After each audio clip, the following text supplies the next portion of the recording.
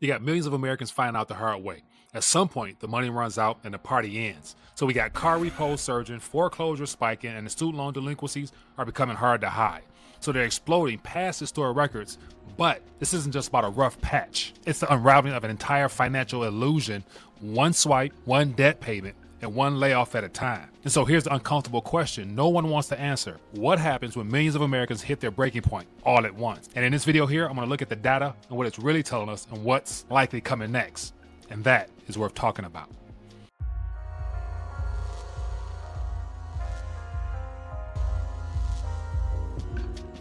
All right, so I want to take a minute, share some thoughts in reference to just some recent data points to really highlight the difference between the Wall Street narrative that we've been fed and the Main Street opinion and narrative that people are actually feeling. And so there's two camps. There's the mainstream individuals that tell us that everything is fine, of which I'm going to share some stuff with you in that regards. And then there's some stats and surveys that actually tell what people are experiencing in real time. And boy, are they worlds apart in reality. So in this video here, I'm gonna break down three things worth paying attention to. And one of them is the warning signs that's hiding in plain sight. And while the repo wave is just beginning. And the next one is the false narrative behind the middle class. And then of course, what comes next when benefits vanish, layoffs spread, and desperation sets in. And so if you guys wanna make sure to never miss one of these little quick takes here, then definitely hit that thumbs up button to show your support for the channel. And as I'm dropping these stats and facts, if you have thoughts, ideas, suggestions, or comments, leave them down below. And of course, if you're new, make sure you subscribe so you never miss one of these. But more importantly, I don't gather all this information just for fun. I do it to try to educate people and to inform people as to what's going on and to give people a counter narrative to what they're being told. So that's why it's important to take this and share it so more people can get a better understanding of what's actually going on here. But first, I want to start off with the Wall Street, or as I call it, mainstream narrative that's being given to us by those in positions of power. And it happens to be from Treasury Secretary Scott Bessent himself, who not only happens to be Treasury Secretary, but also the fill-in for the IRS Commissioner at the same time. And the stuff he tells us here, in my opinion, has become a complete joke because everybody and their mother know a much different story than what they're trying to tell us here. But as it says here, America's golden age is underway and the best is yet to come. Inflation is down, energy prices are down, and real wages are up. And he's saying in 2026, the working Americans will see bigger refunds and higher take-home pay thanks to President Trump's one big beautiful bill. And so let's take a quick listen as to what they're trying to sell us in this one. The economy looks pretty good. Could be growing as much as 4%. I'm looking at some deflation, energy deflation, gasoline deflation, agriculture, commodity deflation. Budget deficits seem to be coming down. Even spending may be coming down. I mean, I know you're tweeting on this stuff. Things look pretty good at home, huh? Larry, things look great, and they're good now. I think 2026, 2027 are going to be great years because, as you know, part of what's happening with the tax bill is the president's campaign promises, which he kept on no tax on tips, no tax on overtime, no tax on Social Security, and deductibility of auto loans for American cars.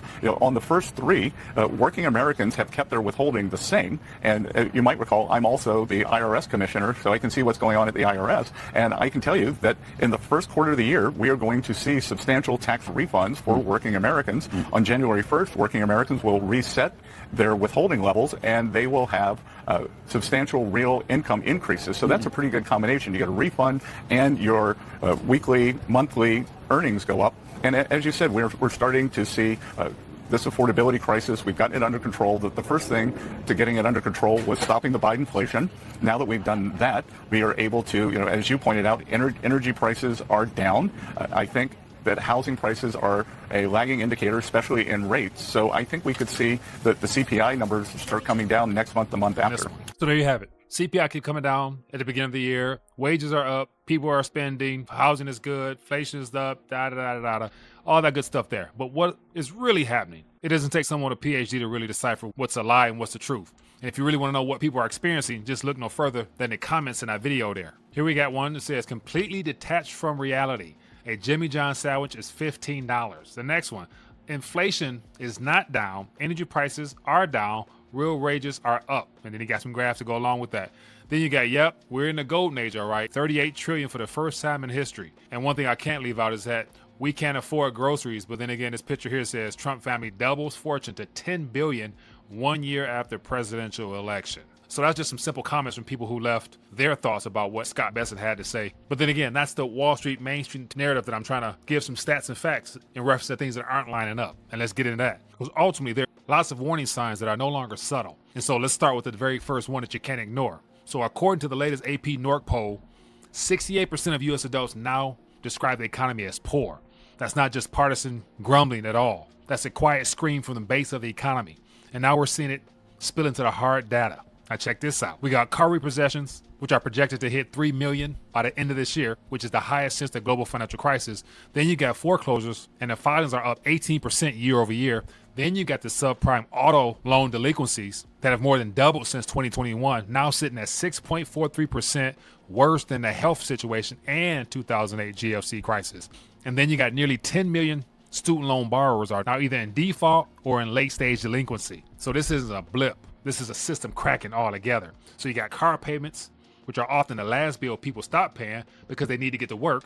And so when repossessions spike like this, it means that they're clearly out of options. And that's exactly what's happening. And then you got the idea that the false middle class was built on borrowed time. And so here's the uncomfortable truth most people won't say out loud. See, America hasn't had a real middle class in over a decade. So it's had a credit-fueled illusion of one. So for years, millions of Americans kept up the appearance by borrowing just to stay afloat.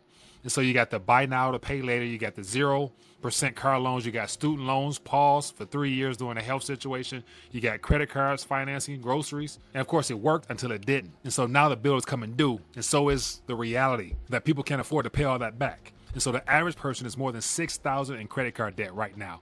Then you got inflation, which is shredded savings. And then you got rents, which are still near record highs. And nearly 67% of employed adults are now living paycheck to paycheck. So let that sink in for a minute. So you got people with jobs that even might have full-time jobs, can't afford to live. And so the working class, AKA the people known as the middle of the income earners, the lifestyle is now a high wire act with no safety net underneath. And of course, when the safety net fails, so does stability for everyone. And so if you're wondering where this is going next, here's a flashing red light. So you got the SNAP benefits for more than 42 million Americans could be disrupted next month due to the ongoing government shutdown. So you might think, well, people might just have to adapt to it. But here's what preparedness experts have been saying for years. So when the food stamps stop, society doesn't bend, it breaks. And so the U.S. spends over $100 billion a year on SNAP, which is the largest food welfare program in the world. So if it vanishes, even temporarily, the ripple effects are unprecedented and potentially explosive. So at the same time, you got massive layoffs that are creeping in into sectors that were considered safe. Even Meta, spending billions on AI, is now laying off hundreds in its AI division. So you got AI was supposed to be the future, but even now, they're forced to cut costs because of the deflationary factors of AI. And so where does that leave the average American, you might be wondering? Stuck right in between, loaded with debt that can't be paid, and a system that's no longer willing or able to paper over the cracks. And so the narrative that Scott Besson is trying to feed the public and what people actually feel in the street are two different variations, with one being an illusion and the other being reality for some. And so for years now, the signs were always there, but you had to squint just to see them. But now you can't miss it. Just cut your TV on. Or better yet, check your social media feed, and I'm sure you know somebody or connected to someone who's now looking for another job, or even people that's forced to sell some things that they didn't think they would have to sell. And so between the repos, the defaults, and the layoffs, they aren't isolated events. They're symptoms of a system that's been stretched beyond its limits. And so the people at the top are still doing fine, of course, at least for now, but those at the bottom are fraying fast. And of course, desperate people do desperate things. So the question isn't if this will get worse, it's what happens when millions of people realize it already has. So once again, just taking a minute, sharing my thoughts on what's happening in the mainstream economy outside of what we're being told from mainstream news sources about how great everything is for American working people. And of course, you had to notice how whenever Besson talks, he talks about 26 and 27, which is designed deliberately to get people to look ahead in the hopes of better days while ignoring what's happening right now at the present moment. But then again, if you've been paying attention, you know better than that. Continue to do what you've always been doing, which is to continue to stack your weight up, find ways to generate cash flow so you always have some income coming in, and then strategically using that income to put to work on your behalf in different areas so that you'll be a person that can always add value regardless of what's happening in the economy.